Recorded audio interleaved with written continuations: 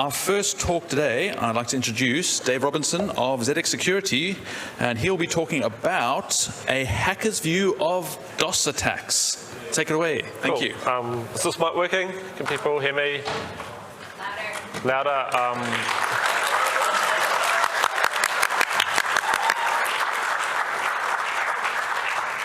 Is it still louder now, or do I need to?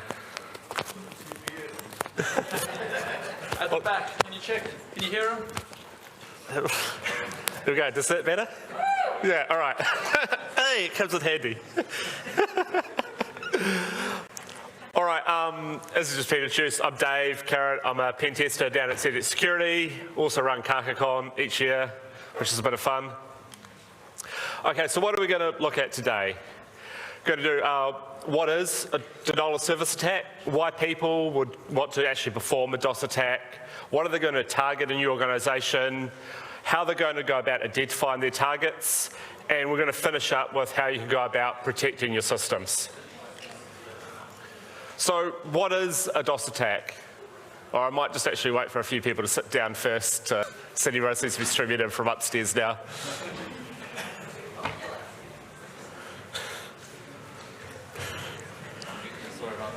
Yeah, all right, yeah.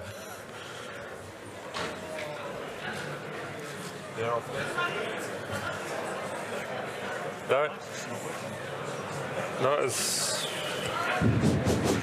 There are plenty of seats at the front, although do not take the seats marked reserved unless you want to be streamed live to the rest of the world.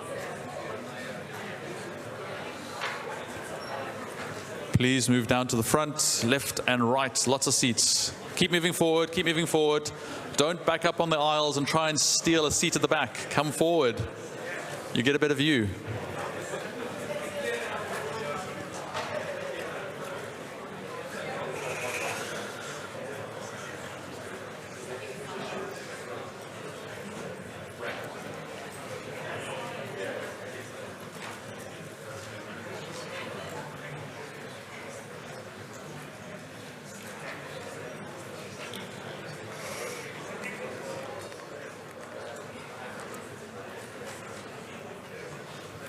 All right, last stragglers, please come and quietly find a seat near the front. Dave, take it away. Hey, okay, just quick thing, we'll roll back a little bit. City for us now arrived. I'm Dave, I'm a pen tester down at CDN Security in Wellington. So what are we going to look at today? We're going to go, what is a denial of service attack? Why people would want to perform a denial of service attack? What they're going to target in your organisation, how they go about identifying these targets, and also we're going to finish up by how you could go about protecting your systems. So what is a denial of service attack? They fall into two main categories. There's volumetric attacks and layer 7 sort of protocol attacks. Volumetric is where they just send more traffic than the system or the server can handle, and everything just falls over, a bit like a traffic jam. Layer 7 protocol, these are sort of more targeted, and these are exploiting weaknesses in the infrastructure or the application. These are quite attractive to attackers because they're going to have a low input and a high impact. One simple example is if you've got a slow database query and all the other requests queue up behind it, everything slows down, becomes a bad experience for the users. This is actually quite hard to filter a lot of the time because it's going to look like normal traffic. And you may have seen this, you've had a performance test report done, there's some slow pages, and people go, yes, that's slow, it's got an excessive database query, don't worry about it, users never actually use that page, but as an attacker, that's what I want to hit because it's slow, I know it's consuming CPU or database resource, but if it is slow. These attacks can also, the layer 7 ones, can take the form of crashes, infinite loops. So zip bombs is some examples. That's when you have a big file, it compresses down really small into a zip file, you upload it, it's small so it gets past all the size filtering, and when it expands out it consumes all the memory or all the disk space. And even today still see examples where the XML being laughs attack will crash systems. That's recursively expanding XML, and that example of XML we've got up on the screen, that will expand out to about 3 gigabytes of memory in about 10 lines of XML. So a little bit about terminology. Denial of service, or DOS, that's the overarching term for all of the category of all the vulnerabilities that cause applications to crash, run slow, and affect availability. Distributed denial of service attack is a particular subtype. We have many nodes, example a botnet, and they're used to send all the data or the traffic at the target.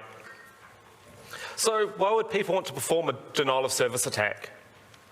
So we've got to think about some of their motivations. So with the ransomware, blackmail examples, and in case there's quite often a business behind their attack, they have people in a room with monthly KPIs to achieve, they've got to return dividends to their shareholders, they've got project teams and project managers making sure they get the number of DOS and amount of revenue in each month.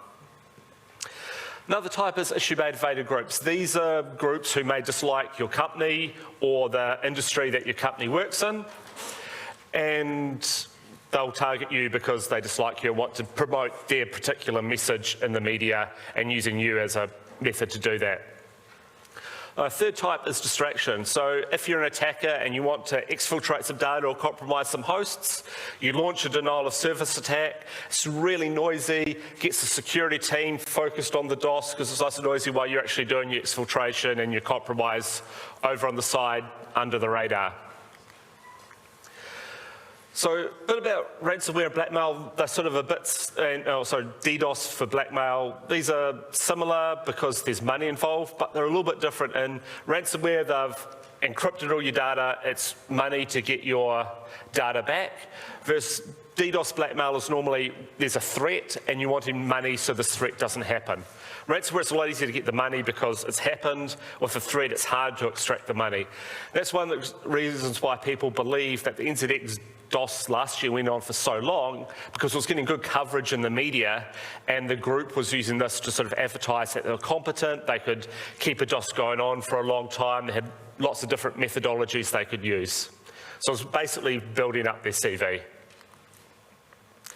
So how do you go about performing a denial of service attack? Sort of for volumetric attacks, you're going to generally need a botnet. These are going to be a range of devices, quite often cheap ISP modems and routers with default creds, haven't been patched in 10 years. You get those together and you get those to send you traffic. And the traffic can be TCP, ICMP, UDP. UDP is often quite attractive because it doesn't have a handshake like TCP, so you can spoof the source address. So in this example here, we've got the botnet is sending DNS lookups to a DNS server, but instead of having the source address as the botnet, it's got the source address as the target. So when the DNS server responds, it sends the response to the target that you want to attack rather than the botnet. And another thing with DNS and some of the other UDP attacks is there's amplification. So you see the request for the DNS lookup, leaves the botnet, it's only maybe 24 bytes. The response can be up to 512 bytes. So you're getting about a 20 times multiplier on the traffic, that the botnet sends out 1 unit and there's actually 20 units of traffic ending up at the target. We had a customer once who left a MS SQL UDP port open on the internet. Over a weekend, they were used as part of a reflective UDP attack. They weren't actually the target. They were just using one of these jumping stones for the reflection attack, and they got a multi-$1,000 Azure bill for just over a weekend for the amount of traffic that got moved. So even if you aren't the target, there's actually costs involved for you as well. So how do you go about making botnets? The easiest thing is generally you find a whole bunch of old things that haven't been patched in a while, 2013s, 2016s, or people leave things connected to the internet with default credentials on the front page of the application. Some people just connect things up to the internet and haven't even configured a password for them. Or it's 2021 after all, and everything's as a service, so there's also DOS as a service. So pay your monthly fee, get so many megabytes of DOS to send to for testing your resilience or your competitors.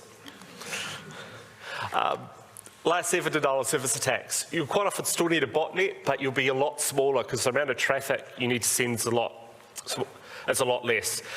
For example, we had a customer who they said, oh yeah, we've got a content distribution network, we've got caching, we've got DOS scrubbing, we're all good, can you please validate this for us? We found out we spent about 12 cents an hour on AWS. They were down because we were doing this layer 7 attack. All their prevention was designed around volumetric attacks, so we just slipped through all their defences, paid 12 cents an hour. They had to go back to their drawing board. So what's an attacker wanting to target? So we had the motivations before, and those sort of map out quite well to the goals. So it's for blackmail, you want to do something that's going to disrupt business operations. It's going to cause the business a lot of pain, so they want to just pay you to make the pain go away. If it's an issue-motivated group, they want something that's going to have a lot of public relations. They're wanting to get some media coverage, so when there's the media coverage, they can attach their message to it as well. If the motivation's distraction, it's going to be as noisy as possible, and they're going to hit a lot of your systems because they want to get that security team spread thin, sleep deprived, while they actually do their other attacks. So it slips under the radar. It gets missed in the scene with all the other messages.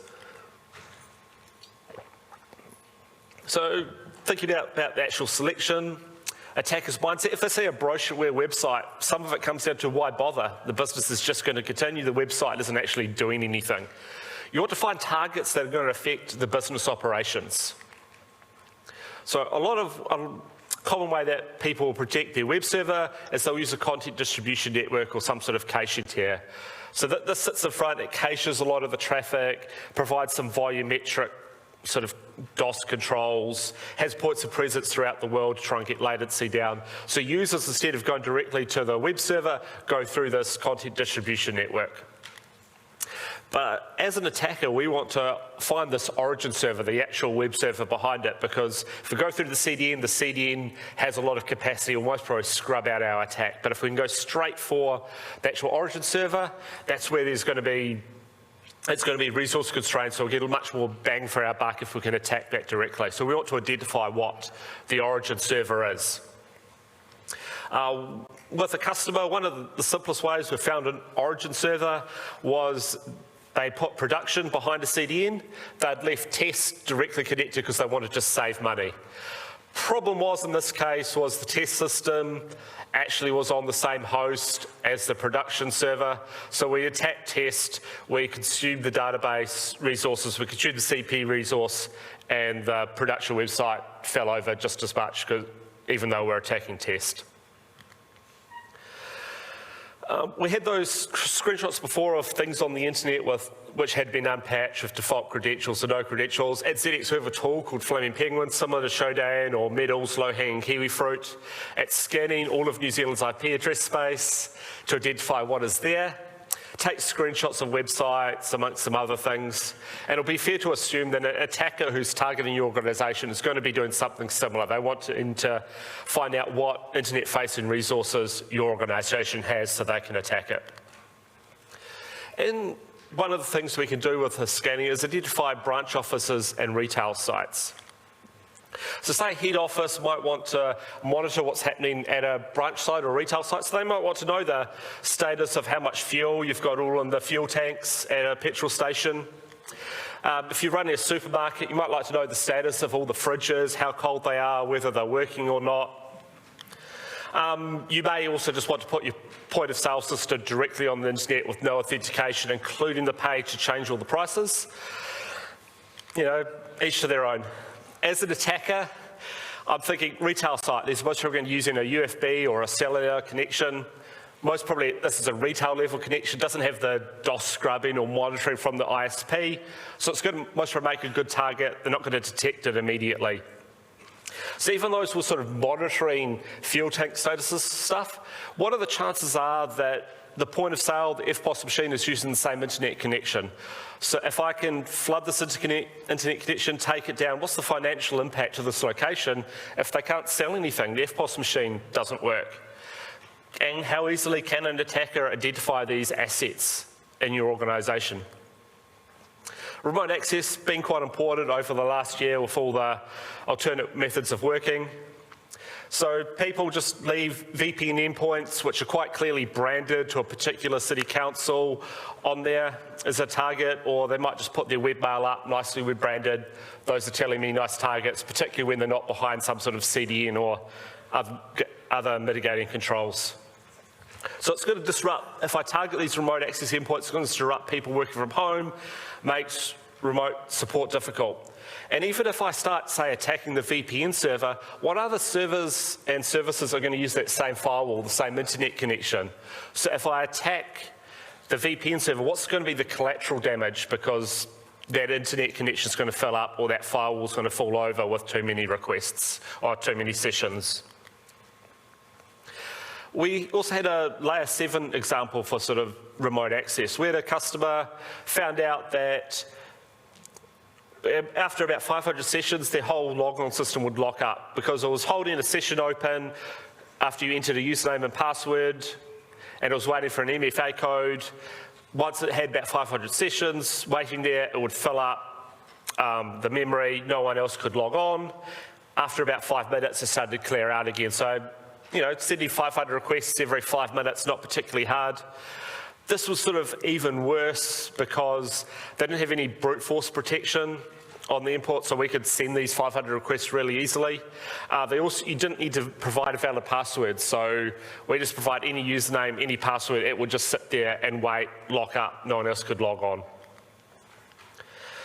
So going back to other ways to identify what assets an organisation has, there's certificate transparency. So every time an HTTPS certificate is issued, it gets added to the certificate transparency log. So this is normally for an organisation to monitor, so they can see if any rogue certificates have been issued for the organisation. But as an attacker, we can go and look at this list, find a whole bunch of domain names and hosts your organisation has, look them up in external DNS. It becomes particularly interesting if the target is not behind a CDN, for instance. And if you haven't named your origin servers particularly well, we can also identify your origin servers for your websites this way.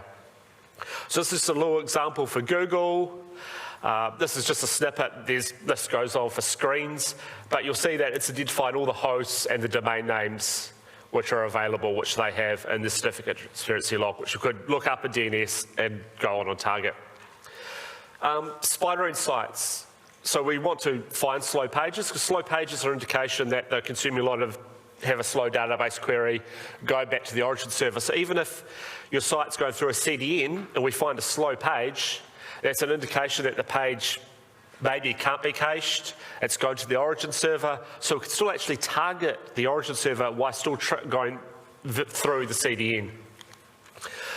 Also, sometimes if we're spying on a website, we might just take the whole website down. From my laptop, even in the last few months, I've taken a website down with just running 10 threads and burp or dirbuster.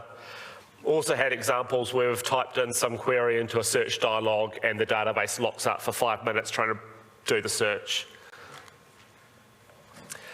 So another way to identify what servers a business has is emails. So when you sign up for a website or do a password reset, you'll get emails coming out of the system.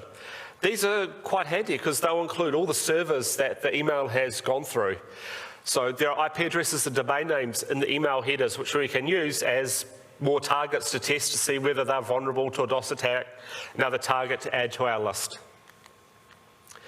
Historical DNS. So often when a site gets moved to a CDN, what you do is you'll change the IP address for the domain name to, instead of pointing at the origin server, to point at the CDN.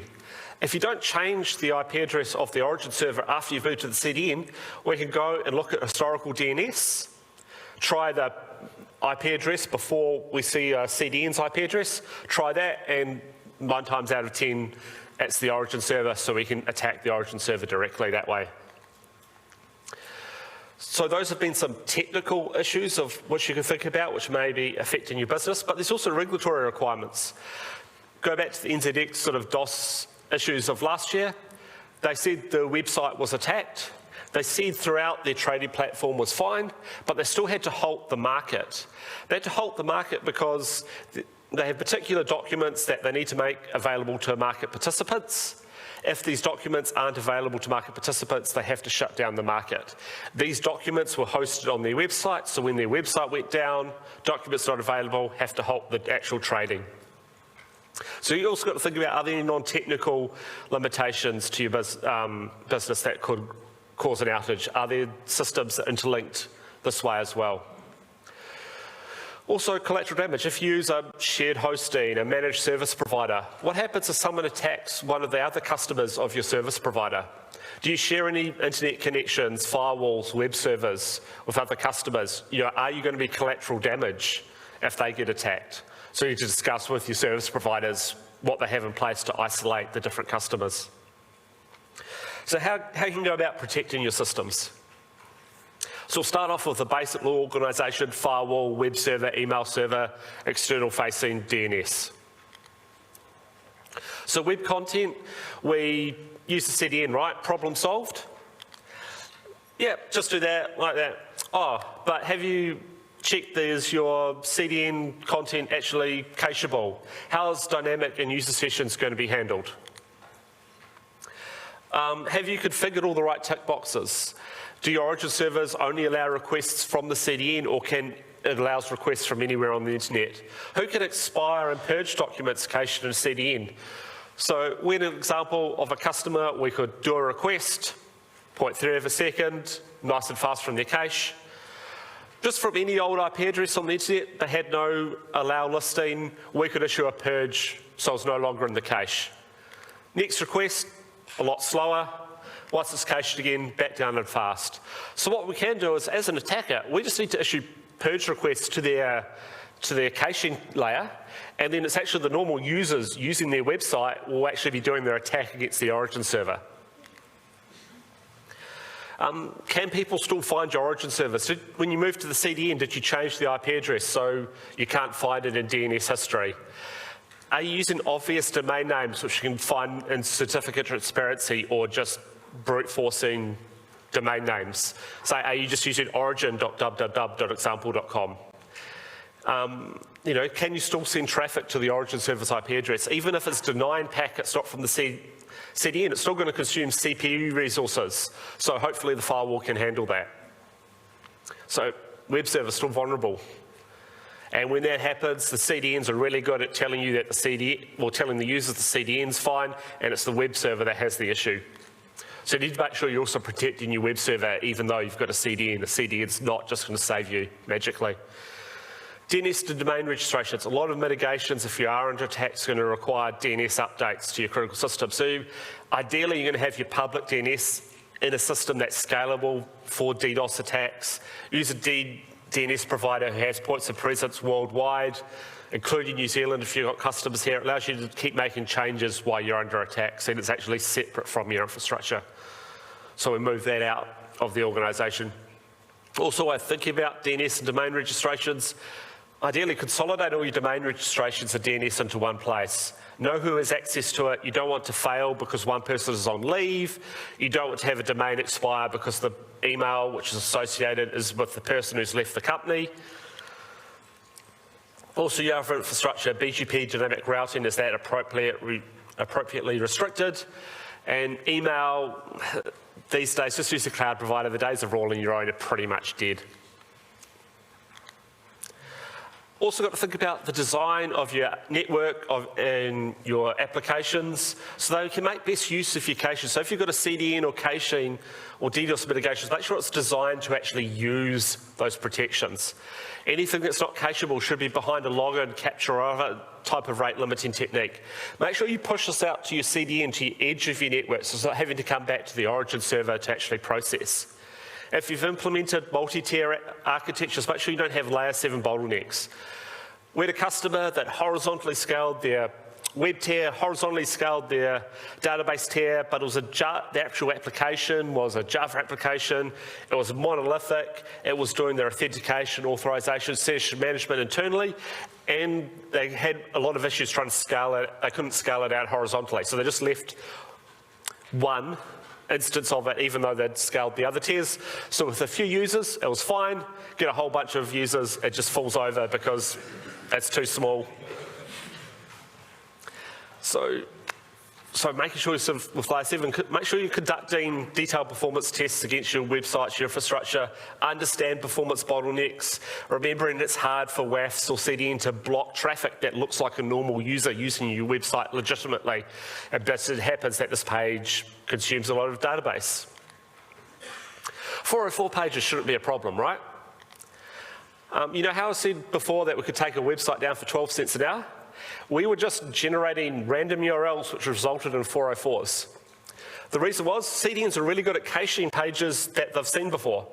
There's infinitely-ish 404 pages. So every time we were doing this request, I was having to go back to the origin server, validate it, and then come back again. So we could take their database down for 12 cents an hour on AWS. So ideally, if you've got 404s, make sure the edge of your network knows what the valid pages are, so it can return the 404, not having to go back to the origin server. Make sure patches are installed. This stops exploitation of other bugs in the device that could slow it down or crash it. So Cisco is a big one for this. And when they have DOS vulnerabilities, they often rate them really highly because they know where Cisco's kit sits. It's going to take down the whole organisation, not just the device, if it suffers a DOS attack. Also with your brunch sites, your retail sites, maybe geofence them to New Zealand IP addresses. Better yet, why are you having your fuel tank statuses directly on the internet?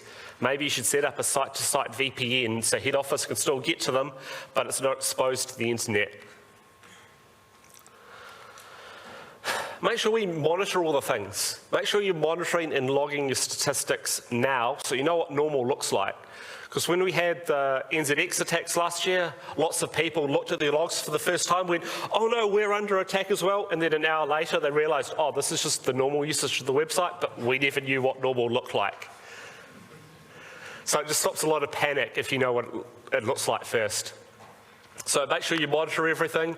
Also make sure when you're doing your monitoring, it's not just something internal to your network and just checking all the servers inside your network. Make sure you've got some sensors outside of your network checking into your web servers, your VPN endpoints, so they know things are actually up from the outside perspective, because that's where attacks are going to come from.